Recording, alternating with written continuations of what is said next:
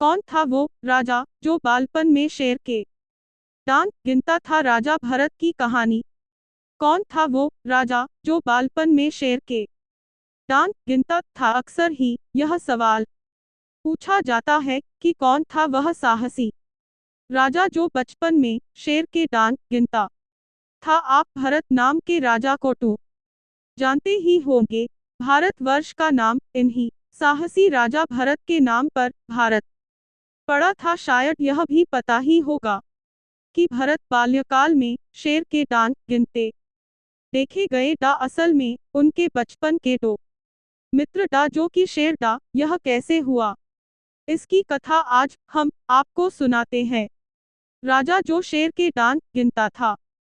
जब भरत की उम्र 11 वर्ष थी उस वक्त उन्हें संपूर्ण ज्ञान उनकी माता शकुंतला के सानिध्य में ही मिला था। वे उन्हें कई श्लोक और व्यवहारिक ज्ञान दिया करती थी। शकुंतला ने भरत को निडर, साहसी, उपकारी, यशस्वी बनने की प्रेरणा दी थी और वे अक्सर ही भरत को न्याय का मार्ग सिखाती थी। कहा करती थी, कभी किसी निरपराध प्राणी को नुकसान मत पहुंचाना और दुखी जनों की सेवा का कोई अवसर हाथ ऐसा ही जाने नहीं देना। सेवा भाव को सभी मनुष्य अथवा प्राणी के लिए समान रखना। एक दिन भरत जंगल घूमने गए। उन्हें शेर के बच्चे के रोने की आवाज सुनाई दी। जब वे उस आवाज को सुनते सुनते गहरी झाड़ियों को हटाते हुए मध्य जंगल में पहुंचे, तब उन्होंने देखा 5 भालुओं ने 2 छोटे शेर के बच्चों को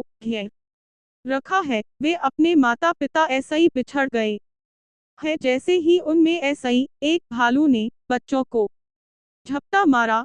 दूर ऐसा ही एक तीर चलता हुआ आया और उस तीर ने पास पड़ी बड़ी सी चट्टान को तोड़ दिया। यह भरत द्वारा उन भालुओं को चेतावनी थी। अब सभी की आंखें बालक भारत पर आ खड़ी थी। जैसे ही सभी 5 भालू बालक भरत पर आक्रमण करने उनकी ओर बढ़े, वैसे ही बालक ने फुर्ती ऐसा ही अपने खत ऐसा ही 2 भालुओं के शीश को धड़ ऐसा ही लगा कर दिया, जिन्हें देख अन्य 3 भाग गए। दोनों शेर के बच्चे बालक भरत के चरणों में आ गए। भरत ने प्रेम ऐसा ही उन्हें गले लगाया और सहलाकर कहा, चलो हम तुम्हें भोजन देंगे और अपनी माता ऐसा ही भेंट भी करवाएंगे। शेर के बच्चों को गोद में लेकर जैसे ही वे मुड़े, पीछे शेर और शेरनी खड़े उन्होंने भरत को अपने भावों के जरिए आशीष और धन्यवाद दिया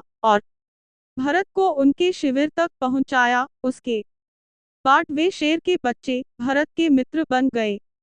शिक्षा, प्रेम और सौहार्द का भाव जानवर भी समझते हैं। प्रेम के जरिए मनुष्य एवं जानवर के बीच की दूरी को भी मिटाया जा सकता है और आज के वक्त में मनुष्य ही मनुष्य का दुश्मन हो चुका है। न्याय की कोई परिभाषा ही नहीं रह गई है। भारतवर्ष में ऐसे कई राजा हैं जो अपने गुणों के कारण इतिहास रचा गए और भरत के नाम पर ही देश का नाम भारत पड़ा। क्या आपको ऐसी पौराणिक कथाएं पढ़ना अच्छा लगता है और कैसी लगी आपको राजा भरत के जीवन ऐसी जुदी कहानी? हमें कमेंट बॉक्स में लिखें।